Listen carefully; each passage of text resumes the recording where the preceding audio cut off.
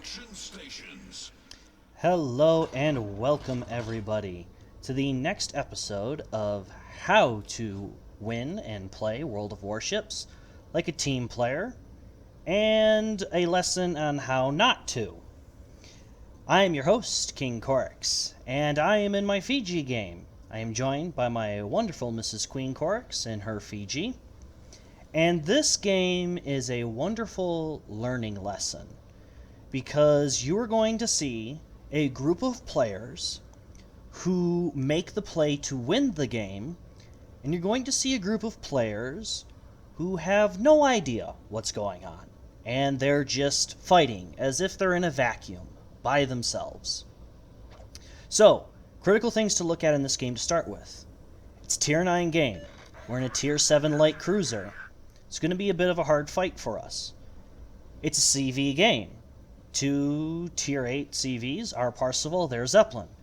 There's one destroyer in this game, and he's on our side. And I tell him how important he is to this game, and that might be a mistake on my part. I probably shouldn't have put that pressure on him, but I was concerned that he was not aware as I was. Because if you realize you are the only destroyer in the game, you should play it a lot differently. So I do apologize for that. We spawned on the left side. We are sailing over to the left side. I don't usually like to sail towards the A side of this map, and this is why. I have now realized what's happening on the minimap. We're all sailing towards A, except for a very small number sailing towards C. And the enemy team is heading towards C. So now I have to start formulating a plan now. And this is where the good World of Warships players differentiate themselves from the average players. Because I'm not going to sail over to C all of a sudden. That would just waste everybody's time except for the enemy team. And there's more problems here than just everyone sailing over to A. Our Buffalo is on the J line. Our destroyer is behind me. At this point, he should be in my spot. There's no one that can detect me. There's no one that can detect him if he was in this spot. Amalfi is used to smoke. He's now turning to run. Richelieu is turning to run. So now I've made the decision. I'm going to get this cap. Because nobody else has made the play to do it besides me. So we move forward. We're going to smoke up, and we're going to take this cap. Our Moss is with the battleships. He should be up in front of me. Our Buffalo, as an early game play, has not made a critical mistake. He's countering the Amalfi and the York, but we'll get to that in a moment. Now let's look at the rest of our team. Heisen is running from B towards an A cap that we already are about to own. All the enemy ships on this side are running. Nobody's coming to contest the cap. I don't need any more help. I've realized this too. We're going to finish capping this, and we're going to head towards B. But if everybody else was thinking at that same level, they would already be turning towards B. The Alaska should be turning towards B. The Heisen should be turning towards B. The Moss should be turning towards B. The Pommern, the Nagato, they should all be turning towards B. And as soon as the York is dead, the Buffalo should be turning towards B. Instead, the Heisen is pointed exactly the opposite direction. And the Nagato is diving for the islands on the south side of A.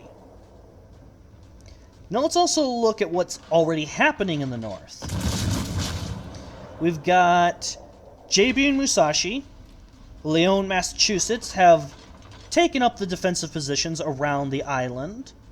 None have moved into the B cap yet, but that's because they have no team support. York is now dead. Buffalo should be turning, and instead he calls for help? Help for what? There's nothing over there. The only 2 ships are running. Let them run. They've moved themselves out of the critical spot to help. So now we're turning towards B. Our div mate's following us. Let's look at the enemy team. They're doing the same thing. Colorado and Gneisenau are hiding behind an island. Hiding from what? Seattle and Ibuki are running to the north. Running from what? Buffalo is the only one pointed towards B, but he's not in any hurry. The Musashi and the Jean Bar need help, and they need it now if they're to get the cap. Instead, I and my div mate, who I'm pulling with me, have realized that, well, if we come and help the Lyon and the Massachusetts, we win. So the Jean Bar and the Musashi, they need to wait for their team. And they shouldn't have to wait for their team, because their team should be already helping them. But that's the play that they're being forced to make. But they're choosing also not to make it. They're choosing to be aggressive. So now JB's staring down a Lyon and a Massachusetts.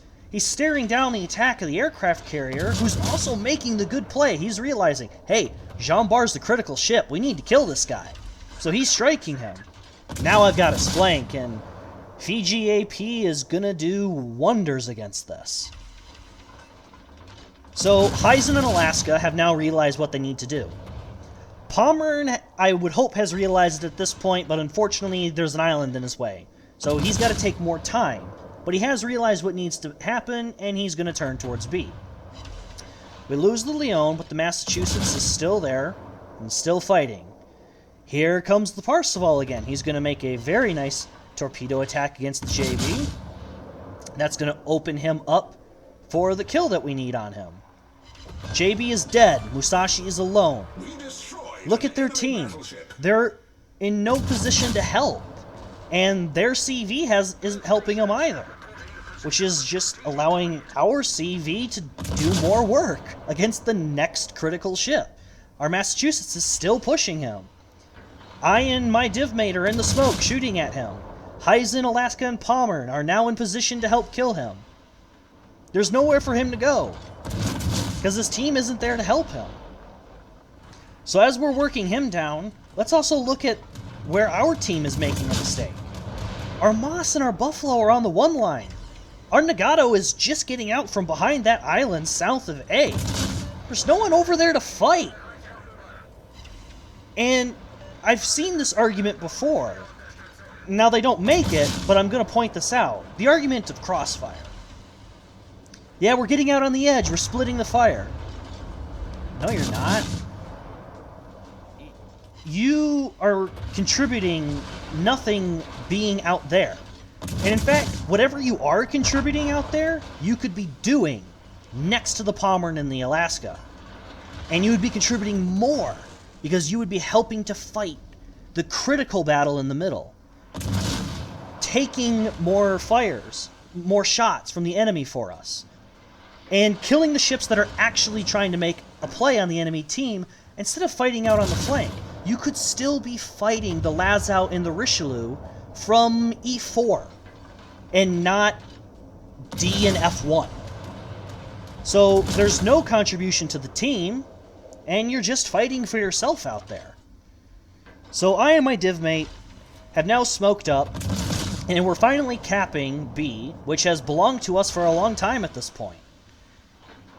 4 of us are fighting for it. The other 3 aren't. Rune is kiting away. Yeah, it's a Rune play. Parseval has realized who the ships that are making the play are, and he's attacking them.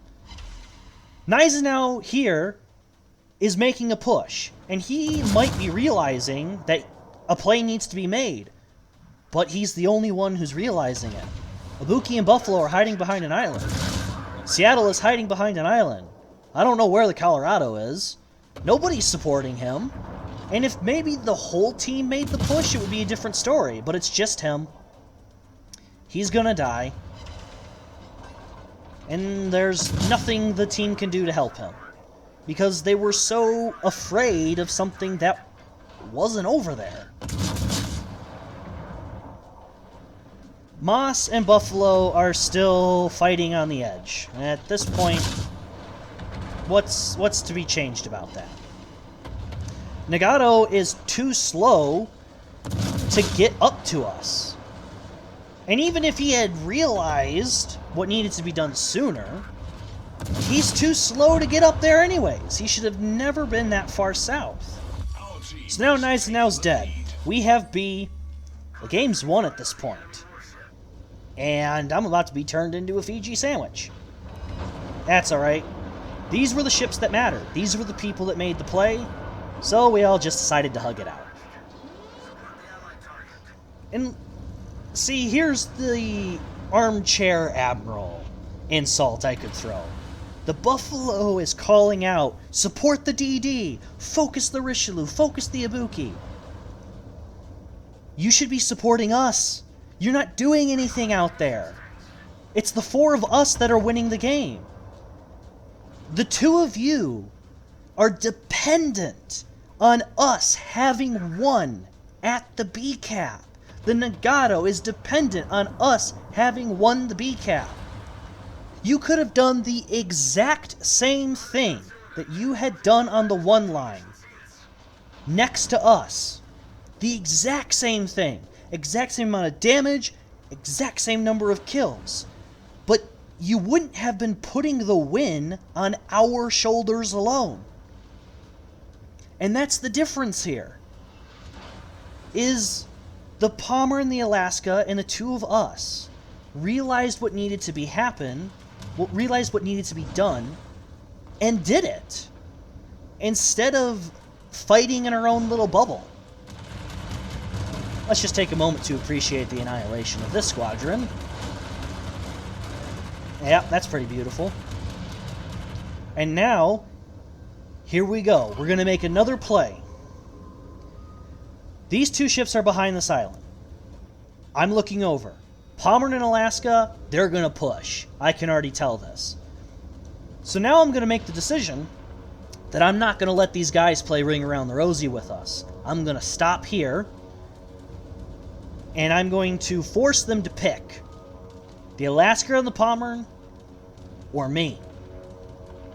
Now, if anyone on the enemy team saw this, I would probably pick the Fiji.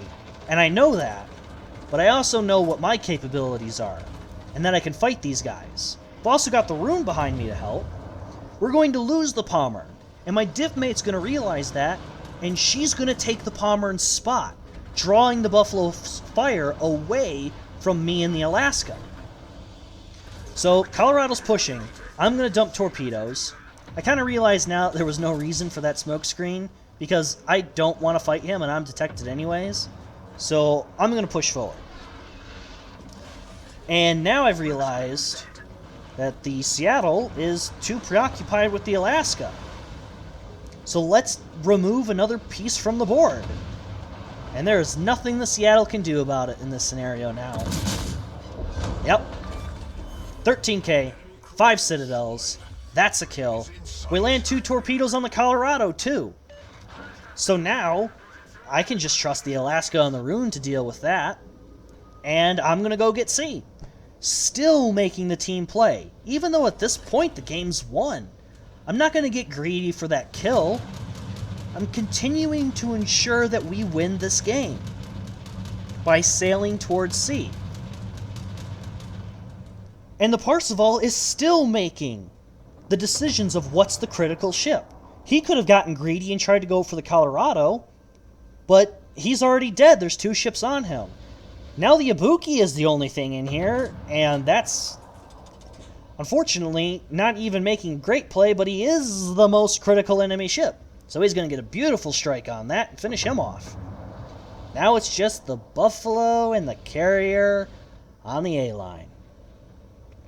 So now it's just a matter of, let's see if we can get a cap.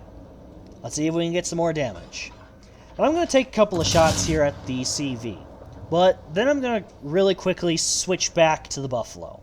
And this is again on an idea of countering or picking up the slack of average players. Because the average players are going to shoot at the CV. They want the XP. They want to kill Sky Cancer. And I don't want the Buffalo to feel like he's unwanted. And if you think about it, out of those two ships, who's going to kill me? The Buffalo is. So why would I not shoot at the Buffalo and kill him first? And then kill the carrier? So now it's just greedy play. I'm going to get as many guns on him as I can. Doesn't matter if I die, although I'm still going to be upset with myself for taking this Citadel. Pop the heal. Turning out. I'm just going to keep firing. Dump the torpedoes. This is a win. Because there were a handful of people that knew what needed to be done, and they played well together. This is going to be the last salvo, and that's going to be the win. So now we can look at the aftermath and tell the summarized story. 147,000 damage, 2 kills, Confederate, and 2 base captures. A great game by all standards. And then we can look at the team lineup and we can see the full story. I finished first in what is arguably a powerful ship, and I had the benefit of fighting tier 9s. I finished with 2,500 base EXP. Second place was 500 base EXP behind me. And it's the Alaska, the other guy who knew how to make the play, who knew how to win the game. And he's 400 XP in front of the next guy, which is the one that I want to point out the most. It's the Buffalo. The guy who was fighting on the one line. The guy who was fighting for himself. Who was shooting at ships that didn't matter to the win. And look at how much he got rewarded for it. But I know that that guy is not a good player. Sure, he's got the mechanics of it, but not any of the strategy. He could have done the exact same thing he did from next to me. He could have fought the same ships. He could have done the same damage. Got the same amount of experience in the B cap. But he chose to fight it on the one line. He chose to put the win on me, the Alaska, the Pommern. The CV, our CV, was someone who chose not to rely on us and also make the play. Because if you watched through the video, you saw him hit the JB first until it died. And then he hit the Musashi until it died. Then he struck the Gneisenau until it died. And only after killing all those key ships did he go after the ones on the edge. Only after making sure that the team won did he start hitting the easy targets. And we can also look at the Massa's play, because he was out on the one line too. And there's the argument to be had that he was trying to outplay the CV. And it's just like the Crossfire argument. It's a logical fallacy. As I've told my clanmates in clan battles often, it's not about being detected. It's about not being the target. If he had gotten detected out on the edge, he would have been the target. And anytime he was detected by the enemy ships, he was the target. That's why he's dead. If he had been with us in B, amongst all the other ships, yeah, he might have gotten detected. But he's got AA. He's an untantalizing target. And he's contributing to the win. Getting the caps. Actually on our flanks. Protecting it. If he was sitting at E5 that battle, and torping from there, it would have been a far more team play in protecting the flanks than fighting on the one line. So if the one thing that I can leave you with at the end of this video, it's that despite where you end up on the leaderboards, you could have done the exact same thing in a selfless position and actually contribute to the win. Help the team and not just yourself. And that is the lesson for today. So I hope you have all learned something. Thank you for joining me, and have a good day, everybody.